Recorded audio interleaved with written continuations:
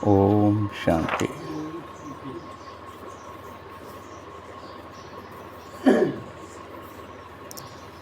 मीठे बच्चे, तुम बेहद के बाप से बेहद का वर्षा लेने आए हो। तुम बेहद के बाप से बेहद का वर्षा। और बेहद का वर्षा क्या होता है? कौन कौन बताए? जब लेने आए हो तो पता होना चाहिए ना क्या होगा।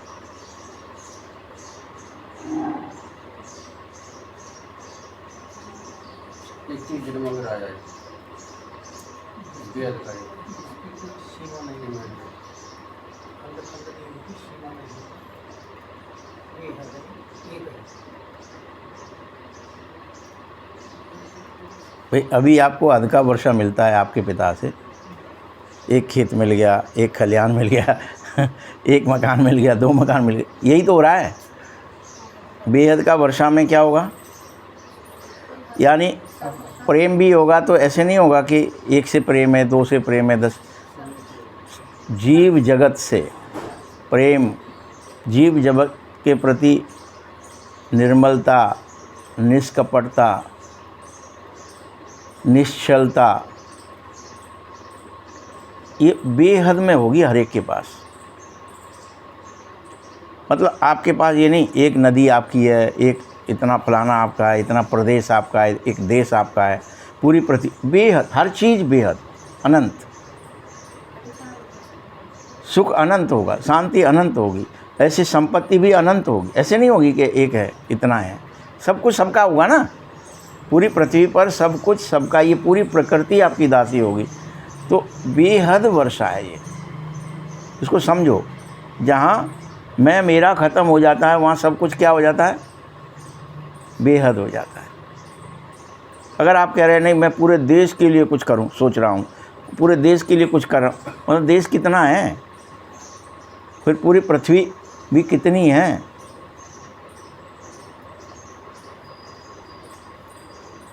बेहद में सब आ जाता है, बेहद, हर चीज़ बेहद।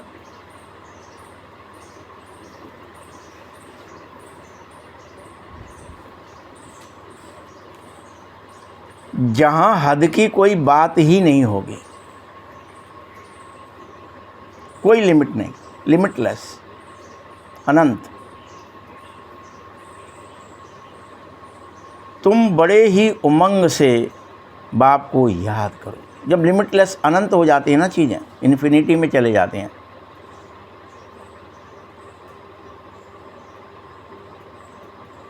तो पुरानी दुनिया भी भूल जाओगे। क्या हर चीज़ की लिमिट थी?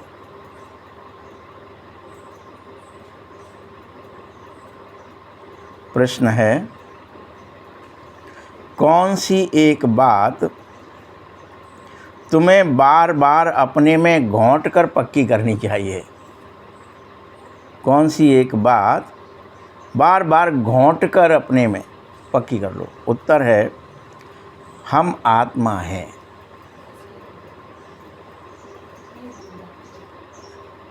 शरीर नहीं है, आत्मा है। शरीर में भी रहते हैं। परमात्मा बाप से वर्षा ले रहे। बेहद का वर्षा कौन देगा?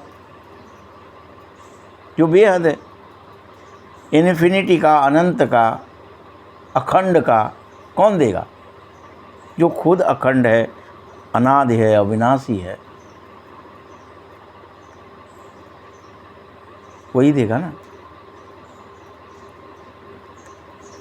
हम आत्माएं परमात्मा बाप के बच्चे हैं। वो बाप है, हम बच्चे। ये घोंट हो, बच्चे और बाप का मेला हो गया है अभी। हर बात बार बार घोंट घोंट कर पक्की कर लो। ये वर्षा भी मिलता है ना, ये ऐसे नहीं है कि एक देश का मिल गया, एक गांव का मिल गया, एक राज्य का मिल गया। नहीं, अनंत वर्षा, सब कुछ अखिल ब्रह्मांड में तुम्हारा ही है। सबके तुम मालिक हो।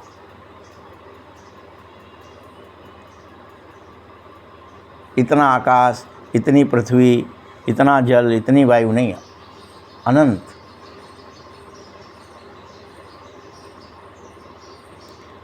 जितना जितना तुम आत्म अभिमानी बनते जाएंगे उसी कायदे देह अभिमान मिटता जाएगा।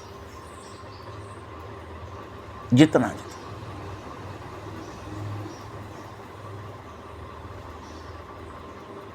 ये हर एक के अंदर होता है। कॉन्शियसनेस आपकी चेंज होती है तो आपका इनर कॉन्शियस बदल जाएगा। अभी जो बॉडी कॉन्शियस है वो सोल कॉन्शियस में अपने आप बदल जाएगा। सबके प्रति प्रेम, दया, क्षमा, शांति, सुख सबके प्रति हो जाएगा। गीत है जो पिया के साथ। तुम बच्चे जानते हैं कि हम पिया अर्थात अपने प्रीतम के साथ बैठे हुए हैं। वही हमारा साजन है, हम उसकी सजनी हैं, हम उसकी शक्ति है, वो शिव है। तो शिव है तभी शक्ति है।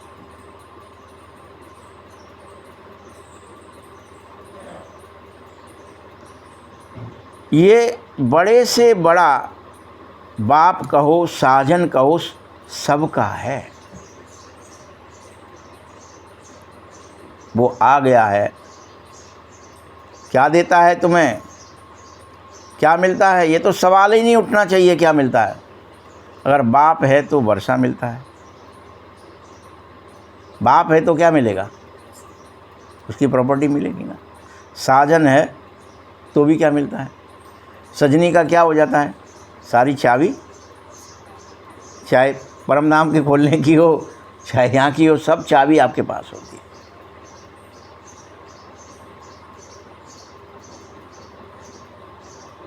वह बेहद का सुख, बेहद की प्रॉपर्टी देता है। सुख भी बेहद, शांति भी बेहद, हर चीज, कोई हद ही नहीं, लिमिटलेस, अनंत।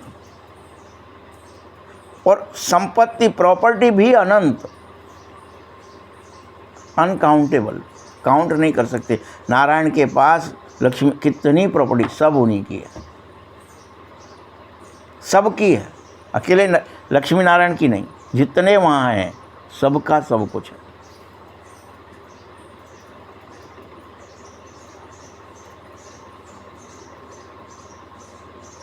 ये हद की मलकियत में अपना बुद्धि मत लगाओ। जैसे हद में कोई के पास 1000, 50,000 अगर हैं भी, 50 करोड़ भी, 50 अरब भी होंगे, परंतु फिर भी काउंटेबल है ना। 50 अरब, 100 अरब जब अनंत हो जाए, जिससे कोई गिन न सके,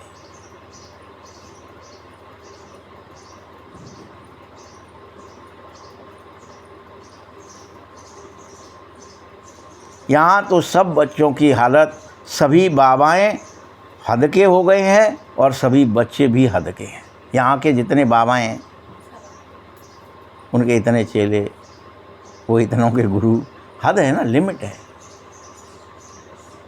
ये कितनों का है, अनंत का है। तुम बच्चे यह समझो कि हम बेहद के बाप के पास आए हैं। ये बात को बार बार समझो।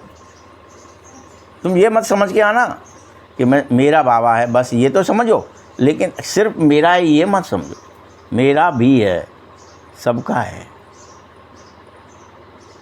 वो परमात्मा अकेला मेरा नहीं है, वो सबका ही है। सभी कहेंगे वो मेरा है, वो कहेगा नहीं वो मेरा है।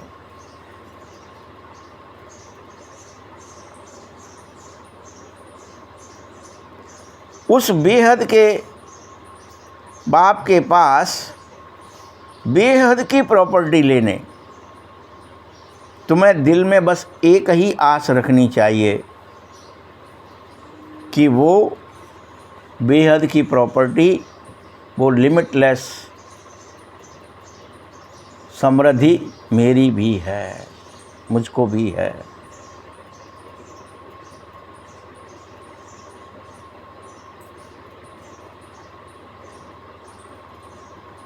दिल में बस यही आस रखो, सिवाय स्कूल के और सत्संग आदि में कोई आस नहीं रहती है। यहाँ तुम्हारे पास ये आस है कि तुम्हें सब लिमिटलेस मिल जाएगा, अनंत मिल जाएगा, अनंत पवित्रता, अनंत सुख, अनंत शांति, अनंत आनंद, अनंत प्रेम, अनंत ज्ञान, अनंत शक्तियाँ।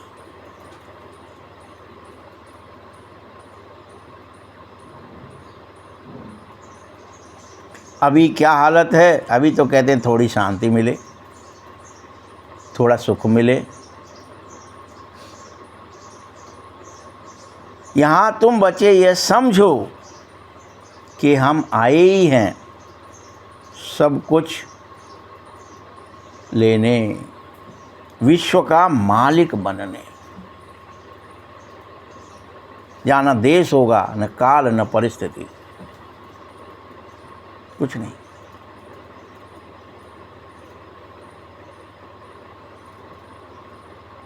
नहीं तो यहाँ आते ही क्यों? आए हो तो क्या लेने आए हो? सब कुछ सबका।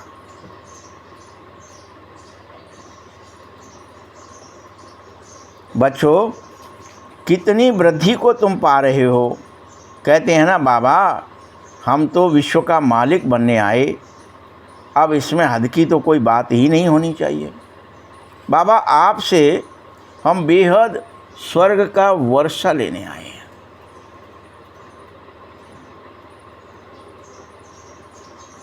और कलप कलप हम ऐसा वर्षा बाबा से लेते हैं, कलप कलप।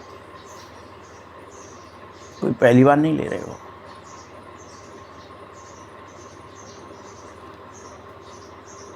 लेकिन फिर भी माया बिल्ली छीन लेती है, ये बड़ी गड़बड़ हो जाती है। आप लिमिटलेस हो जाते हो, माया छीनती है तो हम क्या करने लगते हैं? मैं और मेरा। माया आ जाती है, छीन लेती है। वो कहती है इतना ही, बस इतना ही, बस इतना ही, और उसी में खुश।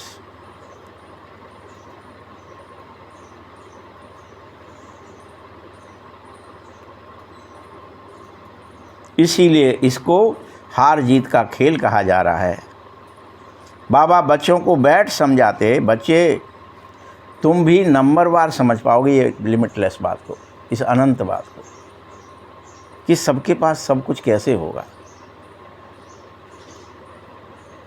आप अभी वसुदेव कुटुंब बन जाएं, वसुधा पर एक परिवार ही रहे मात्र, तो उसमें बंटवारा नहीं हो सकता। और वो सब कुछ सबका ही है कि नहीं है, आप बता दो अभी। और चाहे आप 10 हो, 100 हो, लाख हो, 10 लाख हो, सबका सब कुछ है।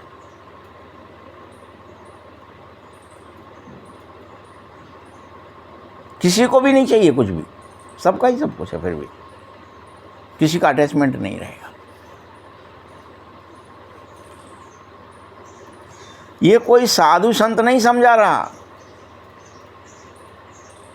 ये तुम समझो, ये लिमिटलेस बात है। बाबा कहते, जैसे तुमको कपड़े पड़े हैं वैसे इसको भी पड़े हैं। ये तो बाबा है। कोई पूछे किसके पास आते हो तो कहेंगे बाप दादा के पास आते। तुमने पहने वैसे इसने भी पहने।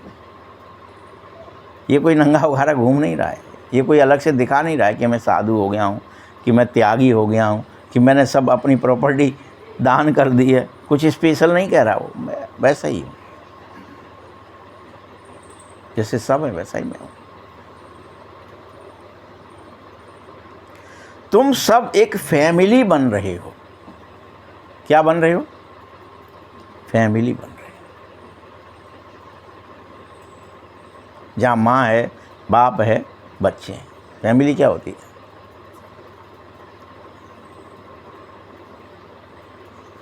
फैमिली का जो अर्थ जो अंग्रेजी वाले निकालते हैं ना, FAMILE ऐसे निकालते हैं, तो उसका मतलब ही यही है कि father and mother, I love you. ये फैमिली।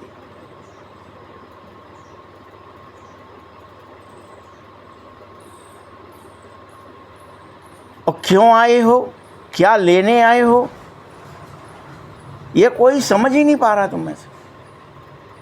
तुम बेहद वर्षा लेने आए, सब कुछ सबका होगा, मैं मेरा नहीं होगा, अकेले नहीं लोगे, सबको सुख, सबको शांति, सबको आनंद, सबको ही मिलेगा। और दे रहे हो उल्टा, तुम ले लो हमसे, हमारे पास तो अनंत है, अनंत आशीर्वाद दोगे, एक दूसरे को अनंत दुआएं दोगे। वहाँ ये भी लिमिट नहीं रखोगे कि नहीं इतनी दे सकते हैं, इससे ज़्यादा नहीं दे पाएंगे।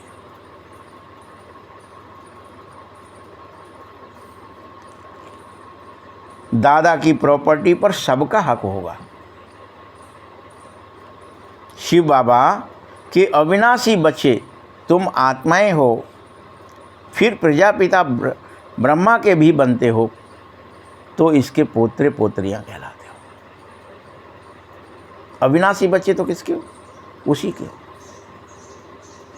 आत्माएं तो अविनाशी बच्चे। तुम अभी यह समझो हर हालत में कि हम आत्मा ही हैं। तुम भूल जाते हो बार बार, कट से देह बन जाते हो, ये गड़बड़ है। हम सब आत्माएं हैं, हम सब पिता परमेश्वर की संतान हैं।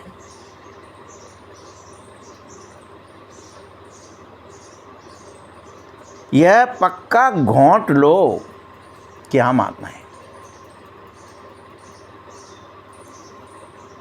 हम आत्मा परमपिता बाप से वर्षा ले रहे हैं।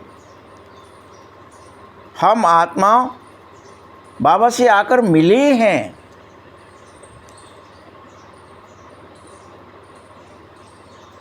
तुम्हें पहले तो यहाँ आने से पहले या अभी से पहले तुम्हें आगे तो बार बार शरीर का ही भान था। कोई ये कह भी नहीं पा रहा था मैं आत्मा हूँ। नाम भी पूछेंगे तो झट किसका बताएगा? शरीर का बताएगा।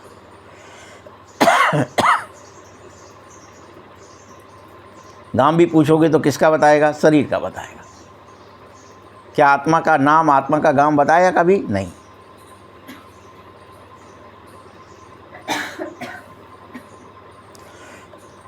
आज तक भी कहीं कोई फॉर्म भरते हो, क्या लिखते हो? मेल हैं कि फीमेल हैं? कभी लिखते हैं ज्योतिर्लिंग है?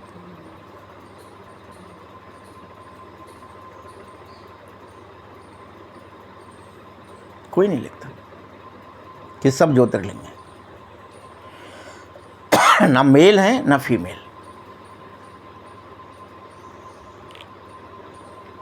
क्योंकि शरीर का ही भान रहता है और वही लिखते पढ़ते हो। फला फला नाम वाला फला फला प्रॉपर्टी ले रहा है। कोई प्रॉपर्टी लेने जाते हो, कुछ भी करते हो, कुछ भी क्रिया,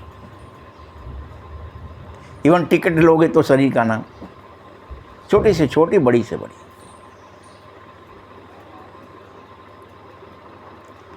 अब तुम्हें स्वीकारना चाहिए कि मैं आत्मा हूं और मुझे परमात्मा से वर्षा लेना है।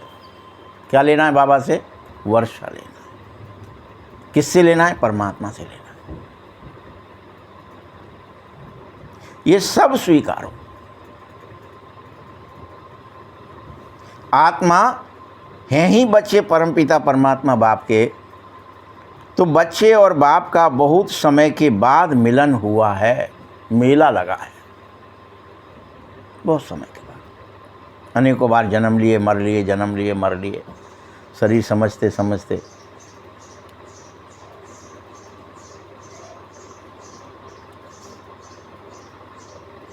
यहाँ पूरे कल्प में एक ही बार यह मेला लगता है। भक्ति में फिर अनेक आर्टिफिशियल मेले लगाने लगे इस कारण से, इसके एवजे में कि मेला लगता है तो आर्टिफिशियल, नकली, ये आज इसकी जात है, इसका मेला है। लगते ही रहते, साल भर लगते हैं, कई सालों बाद भी लगते हैं, लेकिन लगते हैं मेले। जैसे हर तीसरे साल, 3 साल बाद कुंभ का लगता है, तो मेले आर्टिफिशियल हैं सब। ये मेला किसी को दिखता भी नहीं, बड़ा वंडरफुल है। मेला भी लगा है आत्माओं का परमात्मा से मिलन का मेला, लेकिन दिखता भी नहीं कि मेला है।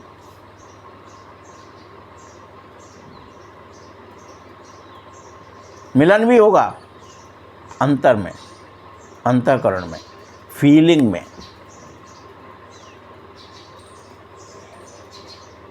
भान में।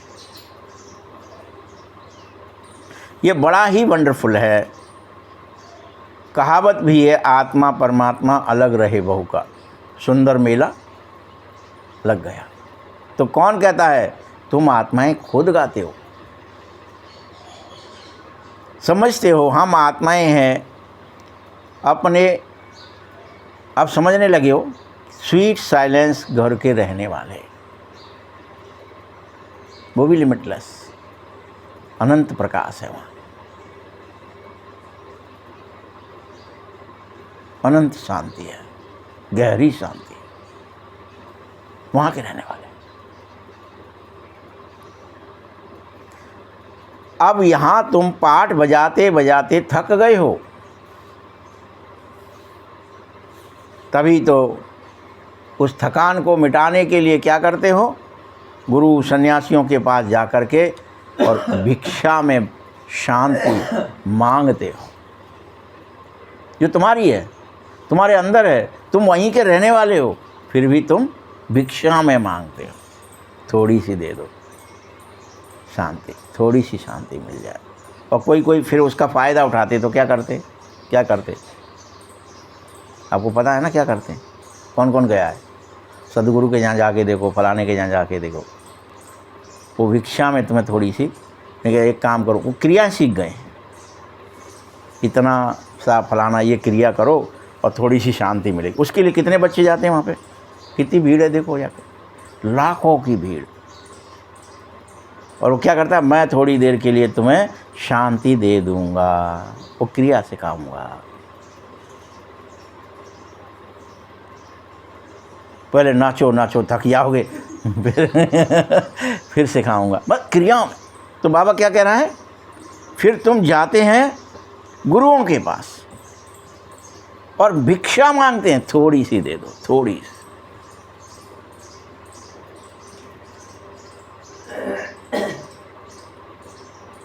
और फिर तुम भी कहते हो हाँ वहाँ इतने पैसे तो लगे, लेकिन बाद में बड़ा मज़ा, बड़ी आनंद आया, बड़ी शांति मिली, ऐसे बिठा दिया था जैसे पता ही नहीं चला, बड़ा अच्छा लग रहा था कि हम कहाँ जा रहे हैं। वो क्रिया सिखाई थी, फंसा लिया आपको। जैसे कोई नशे वाला फंसा लेता है ना, कि ऐसा करो ये नशा आएगा, उस नशे में बड़ा आनंद है, वैसे ये नशा है, थोड़ी देर की शांति मिलती है, जो तुम्हें कभी मिली नहीं। तुम थके थे, तुम मांग रहे थे, तुम ढूंढ रहे थे, थोड़ा सा मिल गया और उसमें तुम खुश। क्या है, इतना धन लग गया तो क्या हो गया, शांति तो मिली। बहुत अच्छे हैं गुरु जी, चलो और भीड़ करो और 10 को बताओ, परमात्मा आ गया है, भूल जाओ। वो तो दे रहे हैं अभी, वो देगा कि नहीं देगा उसकी कोई गारंटी नहीं। बाबा क्या कह रहा है? तुम सब भीख मांगते हो, ये समझते हैं कहीं कि हम भी घर बार छोड़ ऐसे ही एकांत में जावें, आश्रम में जावें, कहीं किसी जंगल में जावें, कहीं वहाँ पे क्या बना रखे हैं? फिर उन्होंने बना रखे हैं जंगल आर्टिफिशियल, झरनों के किनारे, नदियों के किनारे, पहाड़ों में, जिससे शांति मिल जावे, बस उसको ऐसे मांग रहे हो। परंतु मीठे बच्चों ऐसा है नहीं। बाबा ने क्या कह दिया? ये जो तुम करना चाह रहे हो ये ऐसा है नहीं, ये आर्टिफिशियल है।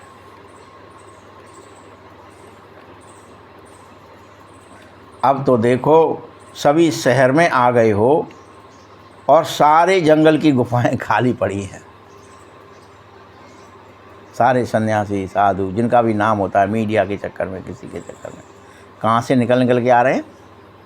हाँ, गुफाओं से निकल के। गुफाएं खाली पड़ी, कोई बैठने के लिए, वो शांति के लिए भी, कोई योग अभ्यास के लिए भी टाइम नहीं है। हम भी आनंद ले लें, हम भी झूम लें। और गुरु बनकर बैठ गए हैं। तो प्रचार भी क्या ही करते।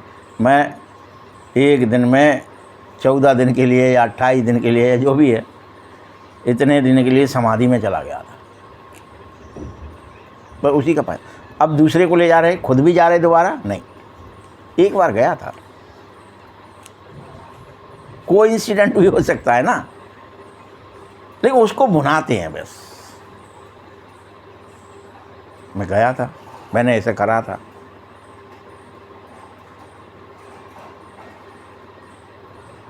गुरु बनकर बैठे हैं, उन्हों को निवृत्ति मार्ग का ज्ञान देकर पवित्रता सिखलानी चाहिए थी, सो नहीं सिखलाते। पवित्रता नहीं सिखाते हो, पवित्रता की कोई बात भी नहीं करते। तुम बच्चे करो, कुछ भी करो, किसी के साथ भी आओ, तुम्हें रख लेंगे, चेला बना लेंगे बस। तुम तो हम जो कह रहे हैं वो क्रिया करो, और उससे तुम्हें थोड़ी देर के लिए शांति जरूर मिल जाएगी। तुम जो भीख मांग रहे हो वो दे देंगे तुम्हें।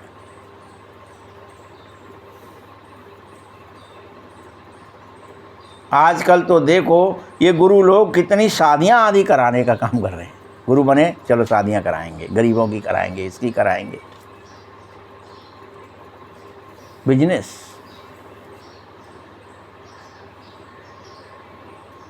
बाप तुम बच्चों से एक ही बात कहता है, योग बल से समस्त कर्मेंद्रियों को वश करो, अपने वश में करो समस्त कर्मेंद्रियों।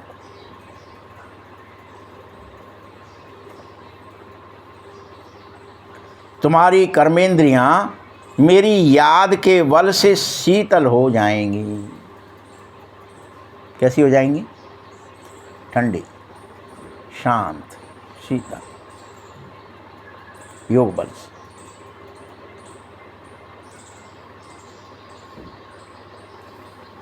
तुम्हें कर्मेंद्रियों में जो चंचलता है, अब उस पर जीत पानी होगी। जो कोई चंचलता चले ही नहीं। सिवाय योग बल के कर्मेंद्रियों का वश होना असंभव है। इम्पॉसिबल कह रहा है बाबा, असंभव है।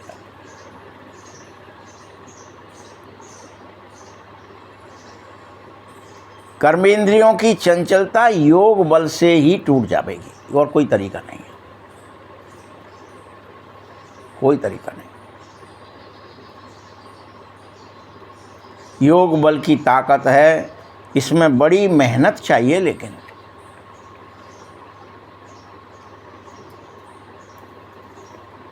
आगे चलकर कर्मेंद्रियों की चंचलता रहेगी ही नहीं। ये अभ्यास से आगे चलकर आपके अंदर कर्मेंद्रियां हैं भी, वो कुछ चंचलता भी करती हैं, रहेगी ही नहीं, भस्म हो जाएगी। जैसे कॉन्शियसनेस आपका चेंज होगा, सोल कॉन्शियस होंगे, वैसे वैसे चंचलता भस्म हो जाएगी। अंश भी नहीं दिखेगा कि हाँ चंचलता भी थी कोई चीज़।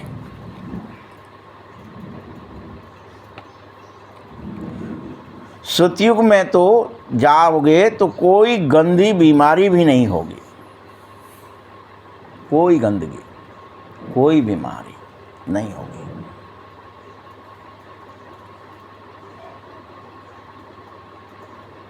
यहाँ तुम कर्मेंद्रियों को वश कर जाओ तो कोई की गंदी बातें वहाँ नहीं होंगी।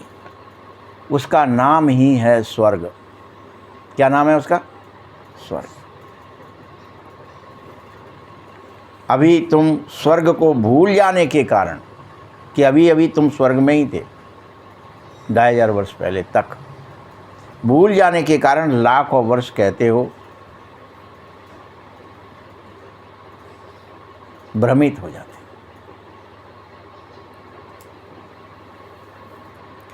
अभी तक भी मंदिर बना रहे हो अपने ही, अगर लाखों वर्ष हुए होते तो फिर बात ही याद न रहती। कैसा मंदिर था, कैसे घर थे, सोने के घर थे तो सोने का छत्र चढ़ा देते हम, तो हमारे पास तो उतना है नहीं। पहले तो जब अंग्रेज शासन ने लूटा था तब तक तो सारी आपकी मूर्तियां ठोस सोने की थीं, याद रखने लगे, ठोस सोने की। 23-24 कैरेट तक का सोना रहता था उनमें और ठोस बनाई जाती थी। द्वापर में भी ऐसे ही मंदिर नहीं बनाते थे, ठोस। वो सब फिर क्या करते, ठोस सोना है, इसको चोरी कर लो, यहाँ पर नकली रख दो, या तो हटा ही लो या कुछ कर लो। चोरियाँ हुई पहले, फिर बाद में पूरा ही लूट लिए और पत्थर की रखना शुरू कर दी। क्योंकि तुम सोने के महल में रहते थे। इसको 1.25 मन सोना बोलते थे। 1.25 मन होती थी एक मूर्ति की वेट, उसे कम नहीं रखते थे। और वो मूर्ति भी ऐसी होती थी जो कहते थे वो करती थी, तुम्हारी मानसिक समस्त समस्याओं का समाधान करती थी मूर्ति। बोलती थी, साक्षात्कार कराती थी। जो मनसा में बोलते थे वो क्रियाओं अपने आप फलीभूत होती थी।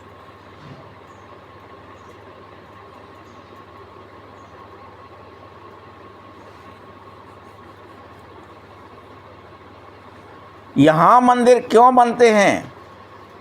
तो वहाँ कर्मेंद्रियाँ शीतल रहती हैं, वहाँ मंदिर नहीं बनते। कोई चंचलता भी वहाँ नहीं रहती है। देखो शिव बाबा क्या कह रहे हैं, मेरे को तो कर्मेंद्रियाँ हैं नहीं। क्या बाबा को तो वो कौन सा है, ज्योतिर्लिंग है। उसका फोटो भी बनाते हैं तो कोई इंद्रियाँ बनाते क्या? आँख कान नाक मुंह कुछ बनाते, हाथ पैर कुछ बनाते? नहीं बनाते ना। तो मेरे को तो कर्मेंद्रियाँ हैं नहीं। वैसे ही आत्मा में ज्ञान तो सारा है तुम्हारे अंदर। वही शांति का सागर बाप है, सुख का सागर भी बाप है। तो लोग कहते कर्मेंद्रियाँ वश नहीं हो रही। बाबा कहता अरे योग के बल से समस्त कर्मेंद्रियाँ वश हो जाएंगी, बाप की गारंटी है। तुम योग नहीं लगा रहे, इसलिए नहीं हो रही। कह रहे क्या करें, ये कर्मेंद्रियाँ वश नहीं होती, इसलिए अच्छा है कि शादी कर लें। बहुत चंचलता है, आँखों में है, चित्त में है, मानसिक वृत्तियों में है, मैं कहाँ तक करूं कंट्रोल, नहीं हो रही हैं। अरे भाई योगी नहीं हो तुम, इसलिए हो रहा है गड़बड़।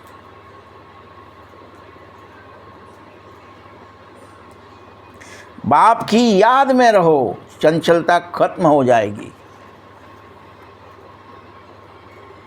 कोई भी बेकायदे काम फिर कर्मेंद्रियों से होगा ही नहीं तुमसे, कुछ भी। न बुरा देख सकोगे, न बुरा बोल सकोगे, न बुरा सुन सकोगे, न बुरा समझ सकोगे, न बुरा कर सकोगे। होगा ही नहीं।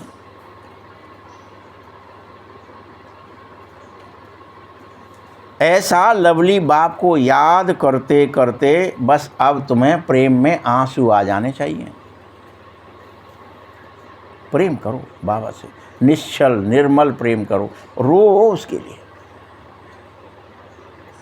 ऐसे नहीं कि यहाँ ही आके दाढ़ मारने लगेगा। प्रेम के आंसू हों, नहीं कि रोने की कही हम तो रोएंगे, दिखावा नहीं।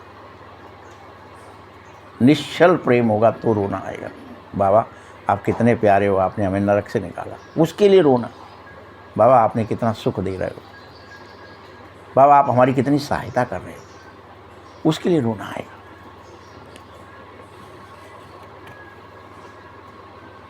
ना ही आत्मा परमात्मा में लीन होगी। कई बार सोचो कि नहीं वो तो लीन हो जाएंगे, नहीं, वो भी नहीं होगा। बाप एक ही बार मिला है, वो भी शरीर का लोन लेकर तुम्हारे पास आया है कि तुम कहाँ चक्कर में फंस गए, घर चलो, तुम आत्माएं हो, मुझे याद करोगे से फिर से तुम आत्मभान में आ जाओगे। यही तो बाबा कहता रहता है। ऐसे बाप के साथ बेहद प्यार होना चाहिए, हद का नहीं, लिमिट नहीं, अनलिमिटेड, अनंत। प्रेम करो।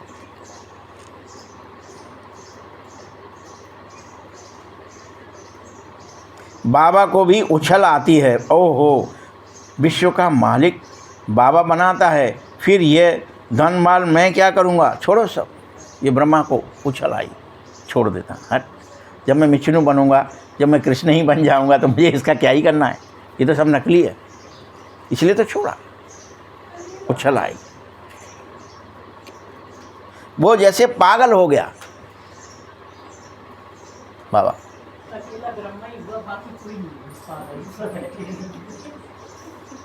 और सब कहने लगे इसको बैठे बैठे भला क्या ही हो गया, ये तो अच्छा खासा धंधा दोहरी कर रहा था। क्या कहने लगे सब, इसको क्या ही हो गया, ये तो पगला गया। सारे रिश्ते नातेदार यही कहने लगे, पागल हो गए ये तो।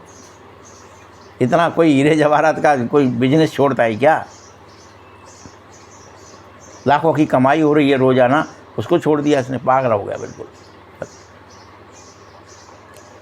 धंधा आदि सब छोड़ करके खुशी का पारा ही चढ़ गया। और नित्य नए साक्षात्कार होने लगे उसको। ऐसा नहीं हुआ कि वो शांत हो गया, कुछ हो गया, नहीं, नित्य नए साक्षात्कार होने लगे।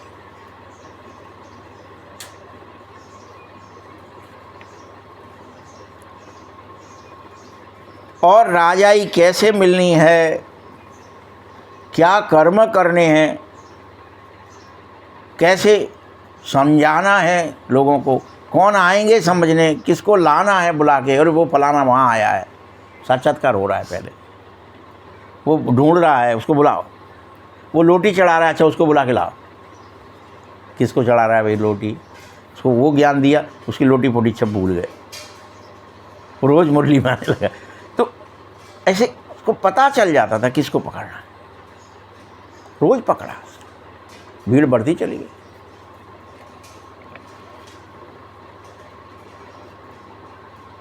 कोई ऐसे भी आए जो कुछ भी पता नहीं है, बस मिलना है बाबा से। क्यों मिलना है, ऐसे आए बक बक, बस बैठना है थोड़ा।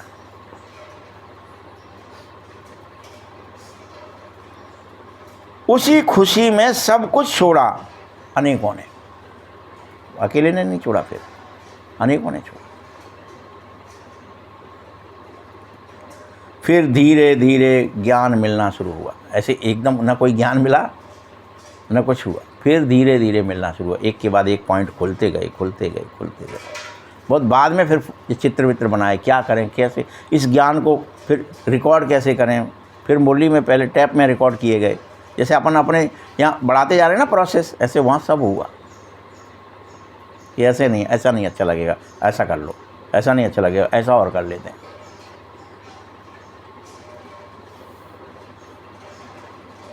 फिर तुम यहाँ स्कूल में आए हो और मुख्य उद्देश्य पता चला कि लक्ष्मी नारायण बनने के लिए ये स्कूल बनाया गया है और इसमें सबको पढ़ना है,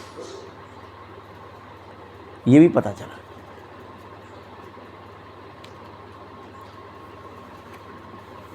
ये राजयोग है। धीरे धीरे तब पता चला ये क्या योग है, क्या नाम है इसका। पहले नहीं पता था कि ये राजयोग है। वो तो पहले तो साक्षात्कार हो रहा है, काम हो रहा है, पता ही नहीं है कुछ भी, वो बके जा रहा है, कुछ भी बोल दिया, बात खत्म हो गई। दूसरों को बैठे हैं उनको भी साक्षात्कार हो गया, तो करें क्या, इसका नाम क्या है, तो राजयोग है। राजयोग माना क्या, बेहद बाप से राजाई लेनी है। राजयोग क्यों नाम है, इंद्रियों के राजा बनोगे, मन के राजा बनोगे, बुद्धि के राजा बनोगे, संस्कारों के राजा बनोगे, तो राजयोग नाम है।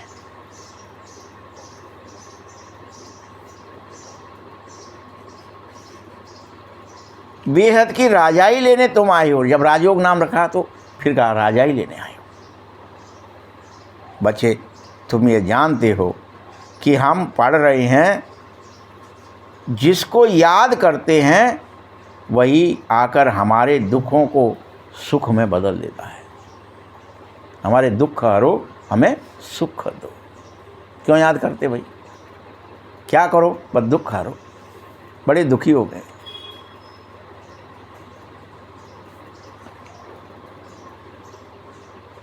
देखो अनेक बच्चियां कहती फिर हमको श्री कृष्ण जैसा बच्चा मिले। अरे वह तो बैकुंठ में मिलेगा, यहाँ कैसे मिलेगा भाई? बैकुंठ में। और वो किस किस का बच्चा होगा? सबका होगा। नील सरोरुह नील मणि नील नील घन श्याम, ऐसा वर्णन है कि कैसा था, ऐसा था, नीली आंखें थी, फलाना था। अभी आप सबको मिलेगा ना, फिर आपको जैसा चाहिए वैसा मिलेगा।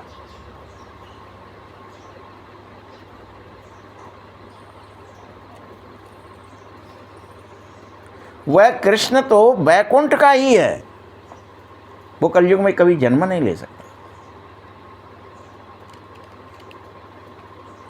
उसी को तुम झुलाते तो पुनः उस जैसा बच्चा तो बैकुंठ में ही वापस मिलेगा, अभी यहाँ नहीं।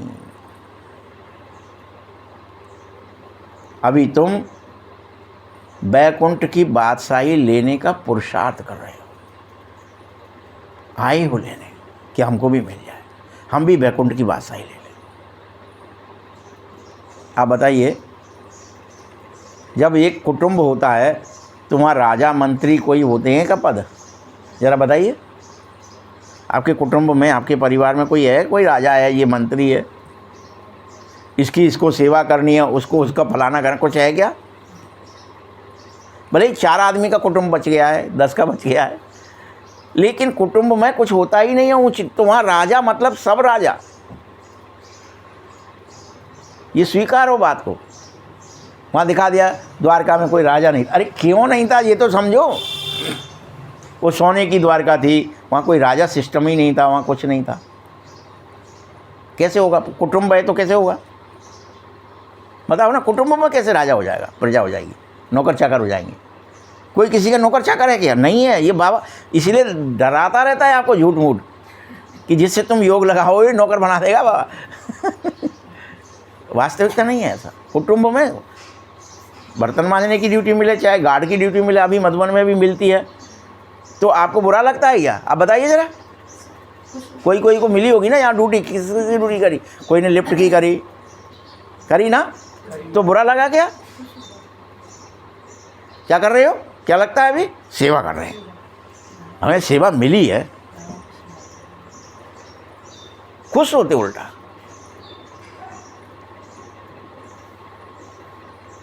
ये सिखाते हो क्यों है? कि जिससे तुम ये सीख जाओ परफेक्ट, सब कुछ सबका है और सब कुछ बाबा का है, हम सब निमित्त हैं। इस सुनाने, समझाने, बताने के लिए सतयुग में कैसे रहोगे, ड्यूटी लगाई गई है, यानी सेवा मिली है, ये खुश होके करना है, वो सेवा मिली है, ये सेवा करेंगे बस। मैं सेवक सचराचर, भगवान खुद सेवा करते हैं। वो भी नहीं कहते मैं नौकरी कर रहा हूँ कि मैं राज्य कर रहा हूँ। जो भी नारायण और लक्ष्मी होते, राजा भी होते, प्रजा भी होते, वो लक्ष्मी नारायण भी वैसे ही बाकायदा सेवा ही करते हैं, सबकी ज़्यादा करते हैं। वो तो जा कर करनी। राम के लिए वर्णन है, रामायण में लिखा है कि अयोध्या में जब राम राज्य हो गया स्थापित पूरी तरह से, जब सब सुखी हो गए, तो राम जी दिन में तो राज्य में बैठते, रात को भेष बदल के उन घरों में जाते जिनके बच्चे बाहर हैं, माँ बाप अकेले हैं, उनके जाके पैर दबाते, हाल चाल लेते, उनकी ज़रूरतें पूरी करते, उनसे पूछते, माई लाओ मैं तेरे पैर दबा, भैया पैर दबा, काका, चाचा, ताऊ। सोचो, लिखा है ऐसा। पर हम कहेंगे राम जी वे तो राजा थे, वे तो फलाने थे। वर्णन ही नहीं है ऐसा कि कोई राज्य का उन्होंने घमंड भी किया कभी, है ही नहीं वर्णन। राम राज्य का वर्णन देखो आप, क्या बढ़िया है।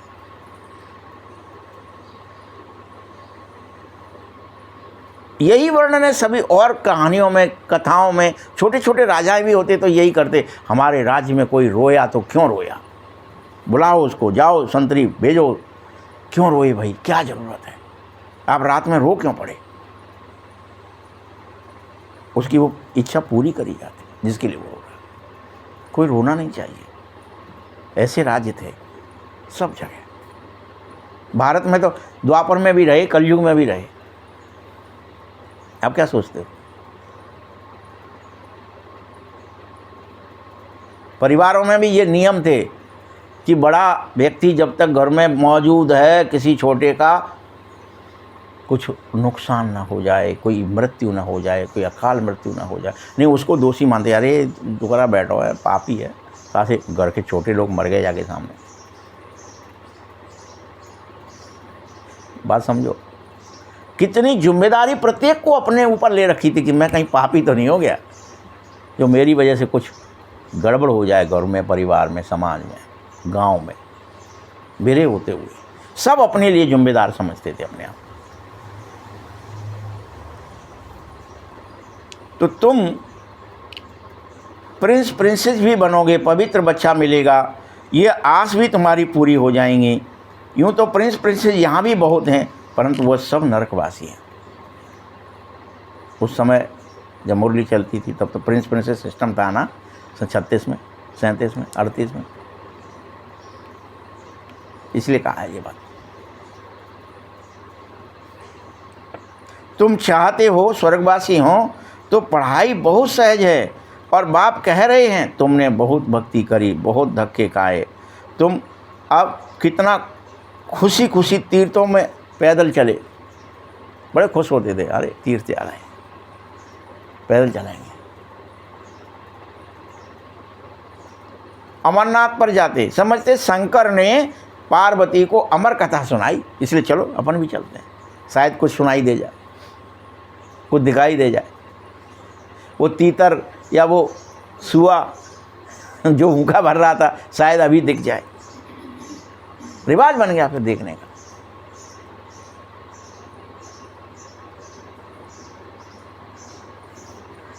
अभी बाप बैठ तुमको वही सच्ची सच्ची अमर कथा सुना रहा है, ये भूल गए तुम, तभी तो तीर्थ गए।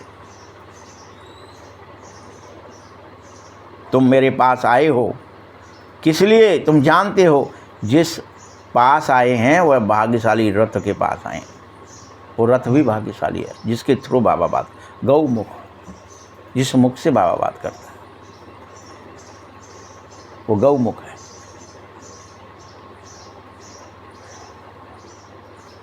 इसमें यह भाग्यशाली रथ इसने लोन लिया है।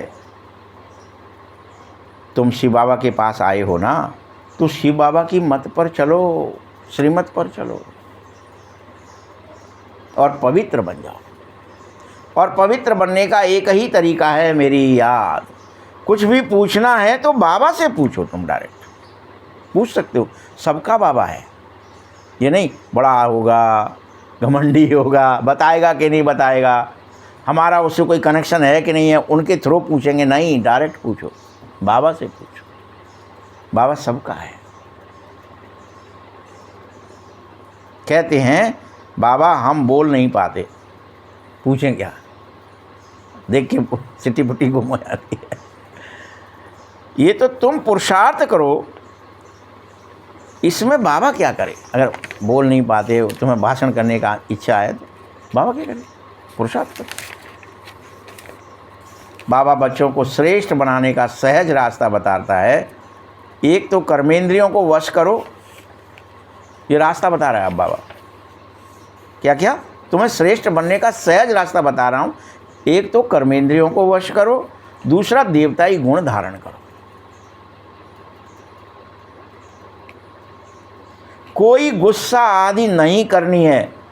अगर कोई दूसरा गुस्सा करे भी तो सुनो नहीं। क्या करना है? एक तो गुस्सा करनी नहीं, अगर कोई दूसरा भी करे तो तुम्हें सुनना नहीं है।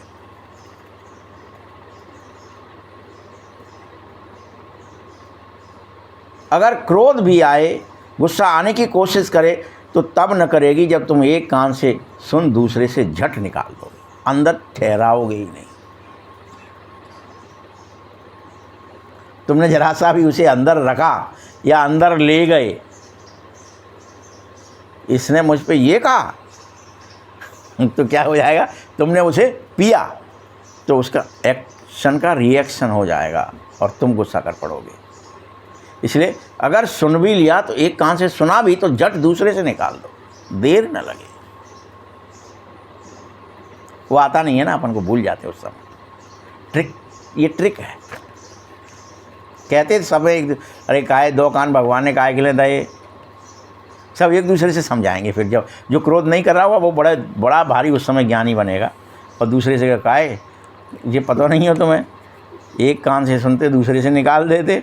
वो निकाला क्यों नहीं, जो तुम एकदम आग बबूले ही हो गए, तुमने तो ये ही कर दिया, तुमने तो कमाल ही कर दिया आज, हम नहीं जानते तुम ऐसे हो।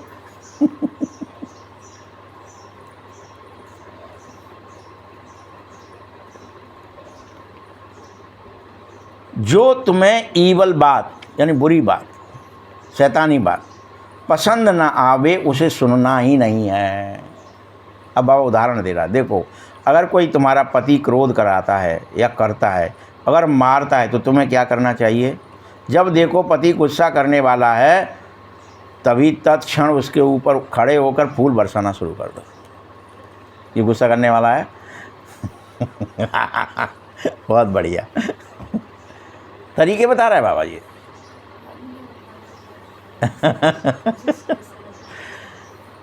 फूल बरसाना शुरू कर दो, लेकिन हंसते रहना, मूक मत हो जाना, तभी कर पाओगे।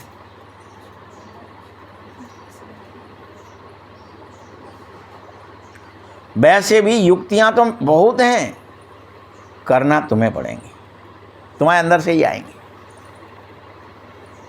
याद रखना, जो कामेशु है वही क्रोधेशु बनेगा। गीता में ये स्पष्ट लिख दिया है, पूरा श्लोक है उस बारे में। हे अर्जुन, कामी बनने से क्या होगा नुकसान तेरा? वो कोई काम आया, कोई इच्छा प्रकट हुई, अब तूने उसने पूरी नहीं करी, अंश मात्र इच्छा, मान इसको यूँ उठाना है, रखना है, उठा के, अब आपने नहीं रखा, क्यों तुमको ये रखना नहीं आता, तो तुरंत वो इच्छा पूरी। काम का मतलब कोई यही नहीं अकेला कि वासना की बात चल रही हो। आपसे कोई ने कहा पानी पिलाना जरा, उसने नहीं पिलाया, तो तुरंत ही क्या आएगा? कामेषु सो क्रोधेषु। काम की इच्छा पूरी नहीं हुई, क्रोध आ गया, क्रोध आने से बुद्धि भ्रष्ट हुई। ये लिखा है स्पष्ट, एक एक चीज लिखी है वहाँ गीता में। और जब बुद्धि भ्रष्ट हुई तो उससे तुम्हारे घर की, यहाँ तक लिख दिया, तुम्हारे घर की स्त्रियाँ, तुम्हारा घर परिवार, तुम्हारा खानदान व्यभिचारी हो जाएगा, तुम्हारे घर में वर्ण संकर संतानें आ जाएंगी, और तुम्हारा कुल खानदान का 21 जन्मों का तुम्हारा पुण्य नाश हो जाएगा। किस कारण से हुआ? सिर्फ इच्छा से। इसलिए कहा इच्छा मात्रम अविद्या। इसलिए हे अर्जुन, काम महाशत्रु है, इसे तू मार दे, इच्छा को मत रख। कोई भी इच्छा हो, कोई भी।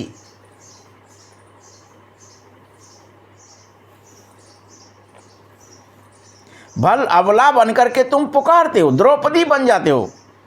यह सब एक द्रौपदी की बात नहीं है। बाप आ गया है सभी द्रौपदियों को नग्न होने से बचाने, निष्काम बनाने।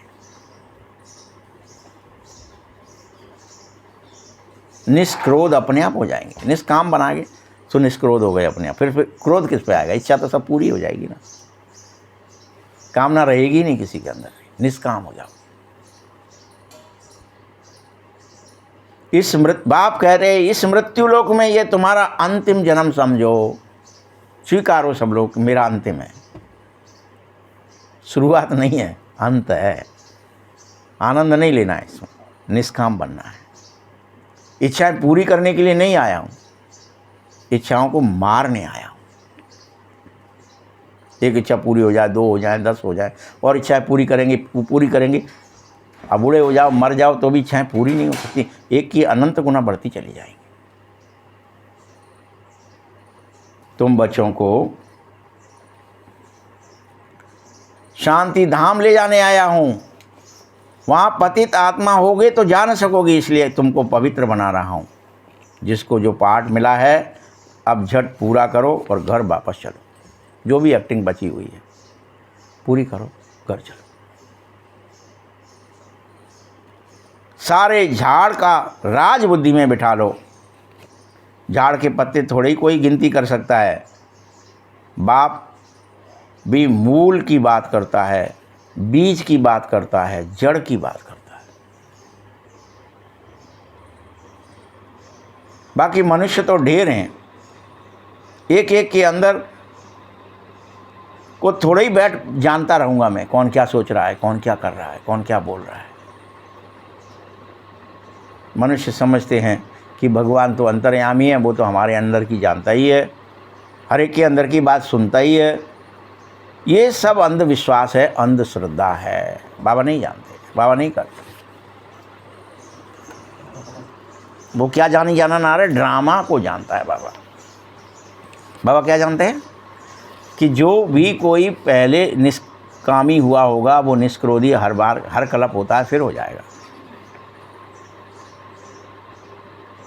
इसलिए सबको शिक्षा देता है। उनमें से जो होने वाले होंगे वो पकड़ लेंगे, हम में से नहीं होने वाले होंगे उनको बना रहेगा अभी भी। और युक्ति ही नहीं आएगी कि इस क्रोध को कैसे मारें, लोभ को कैसे मारें, मोह में कैसे बचें, अहंकार से कैसे मिटे, आएगा ही नहीं।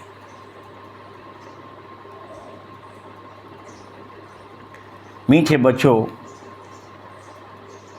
तुम मुझे बुला रहे थे, आओ हमको पति से पावन बनाओ, हमें राजयोग सिखाओ। अब तुम राजयोग सीखो। क्या राजयोग है? यही राज है, तुम मुझे याद करने से पवित्र बन जाते हो। मुझे याद करो, यही तो मैं कह रहा हूँ तुमसे। बाप यह मत दे रहा है। बाप की मत और गत सबसे न्यारी है। मत यानी राय, जिससे हमारी सदगति हो जाती है। एक बाप हमारी सदगति करने वाला है, दूसरा कोई नहीं है इस दुनिया में। कोई नहीं है दूसरा, कोई गुरु, कोई गोसाई, कोई नहीं है। क्षण मात्र सुख देंगे।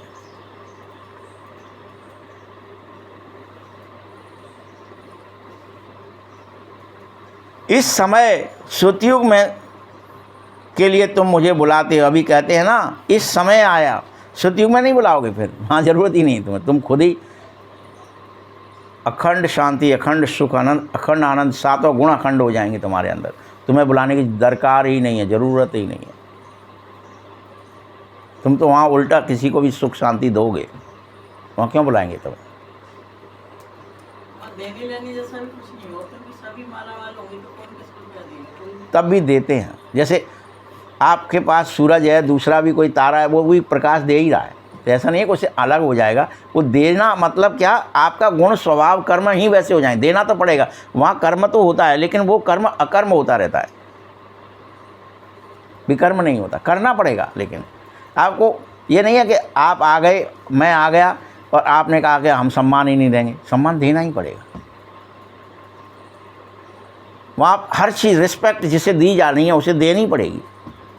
हाँ ये है, यहाँ ऊपर से देते हो, वहाँ अंदर से दोगे, बस ये अंतर आएगा। यहाँ कपट है, छल है, वहाँ ये नहीं होगा। वहाँ रियल में ऐसा लगेगा बस अपने प्राण भी इनको क्यों ना दे दें हम। वहाँ ऐसा नहीं है दशरथ कोई एक्टिंग करके मर गए थे, रियल में उन्हें बिछो था राम का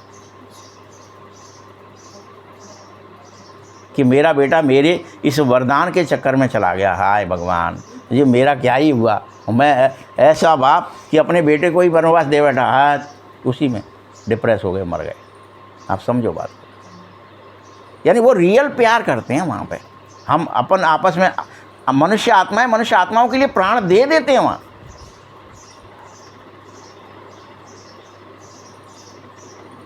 वो झूठा प्यार नहीं होता।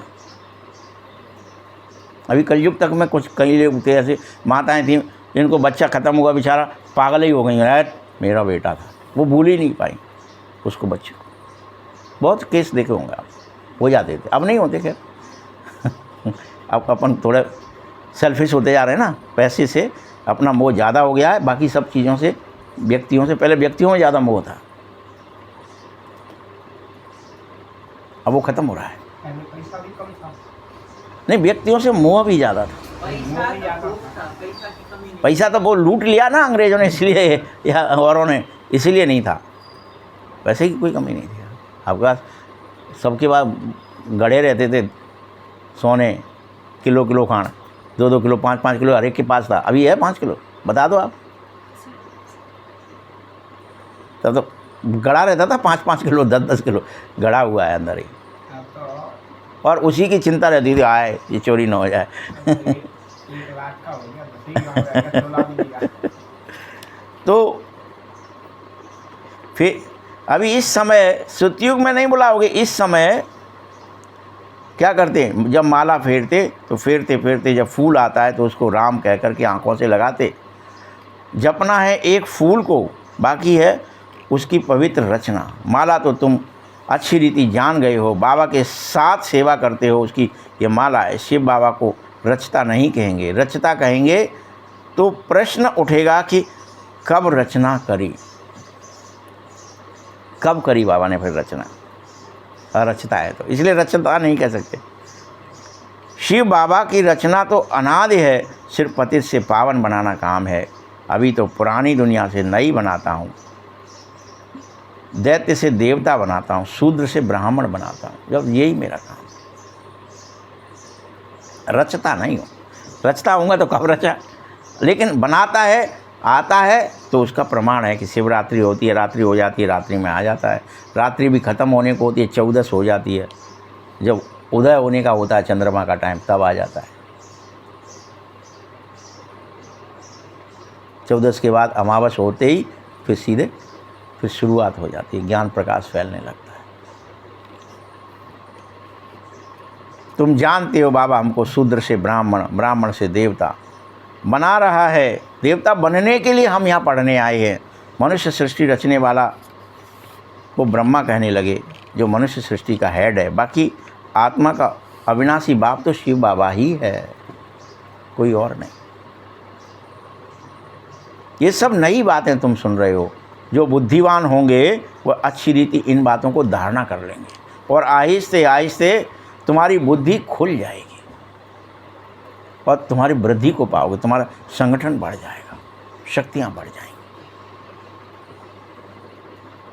अभी तक भी दिखाते कहानियों में, किस्सों में, कि सब जैसे ही 18 साल के जिस दिन होते थे, पवित्र होते थे, उस दिन उनमें दिव्य शक्तियाँ प्रकट होती थी हमारे आपके अंदर। और तब वो चमत्कार होना चाहिए, ऐसा एक दूसरे को इंतज़ार करते थे लोग। ऐसे अनेक देश हैं जिनमें आज भी वो प्रथा है कि कुछ हुआ कि नहीं नया, दिव्य होना ही चाहिए। दिव्य शक्तियाँ होनी प्रत्येक बच्चे में होती थी, प्रत्येक में।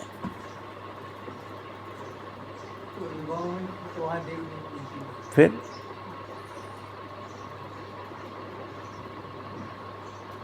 अब वो सब बंद ही हो गया, कुछ पता ही नहीं क्या होगा क्या नहीं, क्योंकि अपन ट्यूशन वाले बन गए ना। अब दिव्य शक्तियाँ तो सेल्फिश या कोई के कंट्रोल में नहीं होकर के तुम जो क्रियाएं करते हो तब होती हैं अपने आप प्रकट। अभी तो आपको जिस लीक पर ढाला जा रहा है 2 साल से 2.5 साल से ही, फिर वो सब मर जाता है। आपका अपना कुछ भी है, आपकी शक्तियाँ, आपका ज्ञान, आपके गुण सब भस्म हो जाए, काट दिए जाते हैं। वो अपने पे रोते रहते हैं। सारा किया गया तब तो ऐसे कर लिया कि नहीं, कॉलेज में आगे बस यही शक्ति रह गई। दिव्य शक्तियों की दरकार ही नहीं, अभी कोई चाहता भी नहीं है कि कोई दिव्य शक्तियों। कहते हैं नौकरी लायक हो गया क्या, बस कर लो, नौकरी कर दो। बाबा तुम्हें मुख्य बात बताता है कि मुझे याद करने से तुम अवश्य पवित्र बन जाओगे। मुख्य बात है ये, बस मुझे याद करो, पवित्र बन जाओ। सुदर्शन चक्रधारी बनो और अनेकों को आप समान बनाओ। ये आदेश कितना सहज बताता हूँ, लेकिन हर एक ये कंप्लेन करता है, याद ठहरती नहीं। क्या कंप्लेन है आपकी? बाबा क्या करें, याद ठहरती नहीं।